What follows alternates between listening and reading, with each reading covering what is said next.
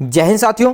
तो आज देखेंगे हम सीटेट एग्जाम 2022 के लिए संस्कृत भाषा का प्रैक्टिस सेट नंबर 9। साथियों 8 प्रैक्टिस सेट हम ऑलरेडी कर चुके हैं। जिन साथियों ने वो प्रैक्टिस सेट नहीं देखे हैं वो जाकर देख सकते हैं। हमने अपने यूट्यूब चैनल पर एक प्लेलिस्ट बनाई हुई है संस्कृत के नाम से, वहां पर आपको सभी प्रैक्टिस सेट मिल जाएंगे। तो साथियों आज का प्रैक्टिस सेट शुरू करने से पहले आप सभी से एक बार फिर से विनम्र निवेदन है कि जिन साथियों ने अभी तक हमारे चैनल को सब्सक्राइब नहीं किया है वो सभी साथी हमारे चैनल को सब्सक्राइब जरूर कर दें। तो साथियों शुरू करते हैं आज का प्रैक्टिस सेट और देखते हैं पहला क्वेश्चन। तो पहला क्वेश्चन हमारा, संसारय का संधि विच्छेद होगा। संसारय का सही संधि विच्छेद क्या होगा? ऑप्शन नंबर ए है सम प्लस सारय, ऑप्शन नंबर बी सन प्लस सारय, संस प्लस आर या फिर सत प्लस सारय। तो क्वेश्चन नंबर 1 का सही आंसर क्या हो जाएगा साथियों? इसका सही आंसर हो जाएगा ऑप्शन नंबर ए सम प्लस सारय। ऑप्शन नंबर ए इस प्रश्न के लिए सही आंसर हो जाएगा। अगला प्रश्न देखते हैं, प्रश्न नंबर 2 आज के प्रैक्टिस सेट का। पावकह में कौन सी संधि है? गुण संधि, अयादि संधि, दीर्घ संधि या फिर वृद्धि संधि। तो साथियों पहले देखते हैं पावका का सही संधि विच्छेद होगा क्या। तो संधि विच्छेद हो जाएगा इसका पौ जमा अकह। तो यहां पर क्या हो रहा है साथियों? यहां पर औ जमा ए मिलकर आब हो रहा है। औ जमा ए मिलकर आब हो रहा है। और साथियों आपने एक सूत्र पढ़ा होगा संधि का, एचो अयवयव। एचो अयवयव का मतलब क्या होता है? यदि ए आई ओ और औ इनके बाद कोई भी स्वर आता है तो साथियों ए का आई हो जाता है, आई का आय हो जाता है और ओ का अब हो जाता है और औ का हो जाता है साथियों आब। तो यहां पर आब ही हो रहा है। एचो अयवयव सूत्र होता है साथियों अयादि संधि का। तो क्वेश्चन नंबर 2 का सही आंसर हो जाएगा ऑप्शन नंबर बी अयादि संधि। ऑप्शन नंबर बी इस प्रश्न के लिए सही आंसर हो जाएगा। अगला प्रश्न देखेंगे, प्रश्न नंबर 3 है, संस्कृतम का संधि विच्छेद होगा। वेरी वेरी इंपॉर्टेंट क्वेश्चन है साथियों। हमारे सभी प्रश्न इंपॉर्टेंट होने वाले हैं तो सभी साथी अंत तक बने रहें। ऑप्शन नंबर ए है सम प्लस कृतम, सत प्लस कृतम, सम प्लस कृतम या फिर सम प्लस तम। तो क्वेश्चन नंबर 3 का सही आंसर क्या हो जाएगा साथियों? इसका सही आंसर हो जाएगा ऑप्शन नंबर सी सम प्लस कृतम। ऑप्शन नंबर सी इस प्रश्न के लिए सही आंसर हो जाएगा। अगला प्रश्न देखेंगे साथियों, प्रश्न नंबर 4 आज के प्रैक्टिस सेट का। भास्कर में कौन सी संधि है? अयादि संधि, यड़ संधि, व्यंजन संधि या फिर विसर्ग संधि। तो साथियों पहले हम देखते हैं इसका संधि विच्छेद और उसके बाद में पता लगाते हैं कि इसमें कौन सी संधि है। तो भास्कर का संधि विच्छेद हो जाएगा साथियों भा जमा करे। भा जमा करे इसका सही संधि विच्छेद हो जाएगा, इससे मिलकर बनेगा भास्कर। तो साथियों यहां पर विसर्ग का रूपांतर हो रहा है से में, विसर्ग की जगह आधा से बन रहा है तो यहां पर होगी साथियों विसर्ग संधि। ऑप्शन नंबर डी इस प्रश्न के लिए सही आंसर हो जाएगा, ऑप्शन नंबर डी। अगला प्रश्न देखेंगे, प्रश्न नंबर 5 है, जयद्रथ का संधि विच्छेद होगा।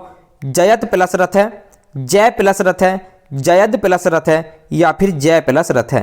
तो क्वेश्चन नंबर 5 का सही आंसर क्या हो जाएगा साथियों? इसका सही आंसर हो जाएगा option number A Jayant plus Rath. Option number A इस प्रश्न के लिए सही आंसर हो जाएगा। साथियों यहां पर होगी व्यंजन संधि। यहां पर तय वर्ण, तय वर्ग में तीसरा वर्ण आ जाएगा इसकी जगह पर। तीसरा वर्ण क्या होता है तय वर्ग का? तय, थ और द। तो यहां पर तय की जगह तीसरा वर्ण आ जाएगा द और हमारा हो जाएगा जयद्रथ। अगला प्रश्न देखेंगे, प्रश्न नंबर 6 आज के प्रैक्टिस सेट का। मातरी में कौन सी विभक्ति है? ऑप्शन नंबर ए पंचमी विभक्ति, सप्तमी विभक्ति, षष्ठी विभक्ति या फिर द्वितीय विभक्ति।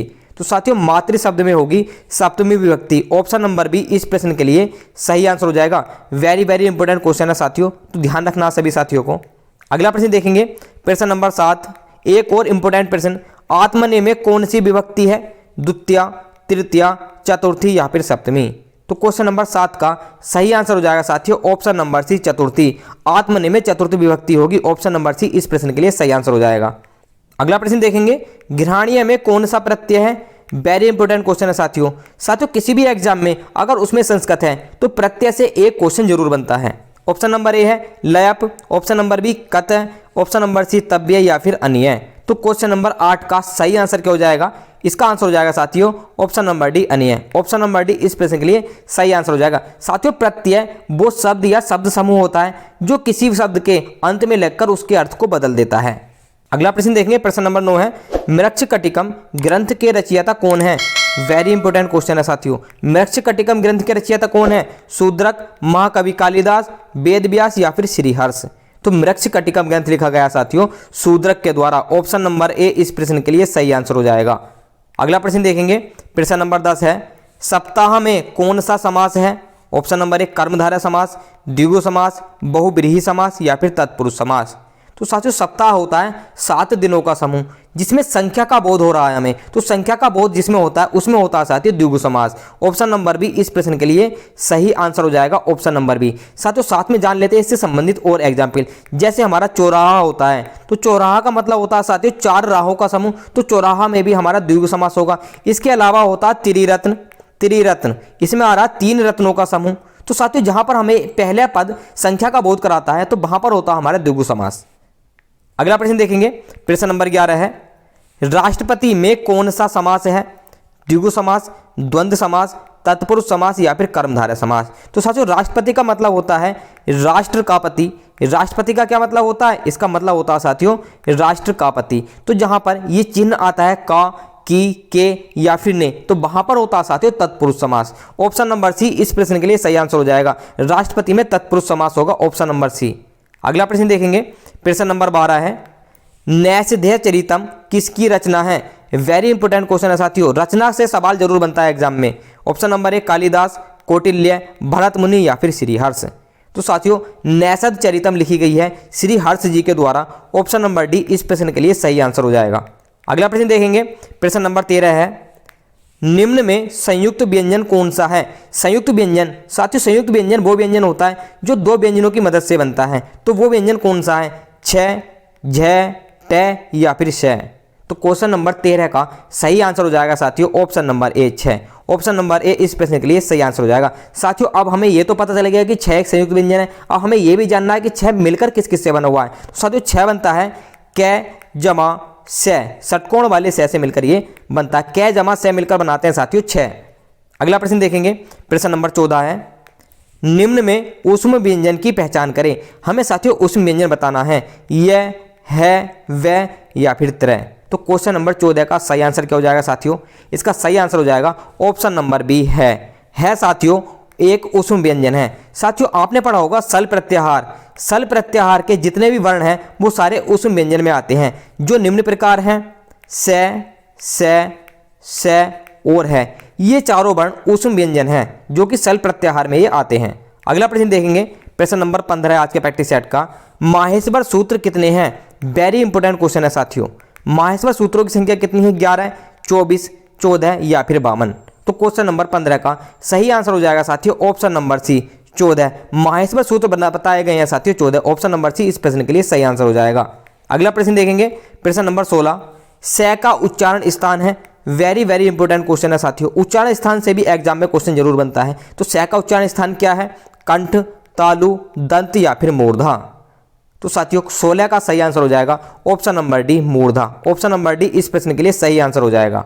अगला प्रश्न देखेंगे, प्रश्न नंबर 17 है, सगुण का विलोम शब्द होगा निर्गुण, परगुण, अवगुण या फिर असगुण। तो क्वेश्चन नंबर 17 का सही आंसर क्या हो जाएगा साथियों? इसका सही आंसर हो जाएगा ऑप्शन नंबर ए निर्गुण, ऑप्शन नंबर ए इस प्रश्न के लिए सही आंसर हो जाएगा। अगला प्रश्न देखेंगे, प्रश्न नंबर 18, स्वैसुर का हिंदी अर्थ है। वेरी इंपोर्टेंट क्वेश्चन है साथियों ये भी। तो स्वैसुर का हिंदी अर्थ क्या होगा?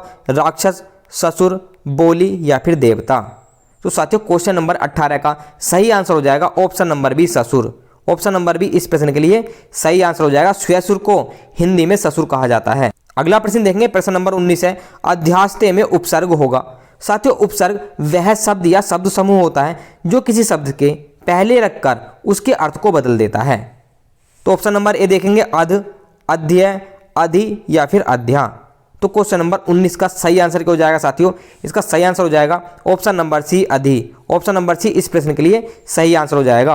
अगला प्रश्न देखेंगे, प्रश्न नंबर 20, अध अव्यय का क्या अर्थ है? अध का क्या अर्थ है साथियों? इसका हिंदी मीनिंग हमें बतानी है, अभी, और, आधा या फिर आज। तो साथियों क्वेश्चन नंबर 20 का सही आंसर हो जाएगा ऑप्शन नंबर डी आज, ऑप्शन नंबर डी इस प्रश्न के लिए सही आंसर हो जाएगा। तो ये थे साथियों संस्कृत के 20 बहुत ही महत्वपूर्ण प्रश्न। तो जो भी साथी अंत तक हमारे साथ बने रहे हैं उनका बहुत बहुत धन्यवाद। और साथियों जिन्होंने अभी तक हमारे चैनल को सब्सक्राइब नहीं किया है वो सभी साथी चैनल को सब्सक्राइब जरूर कर दें।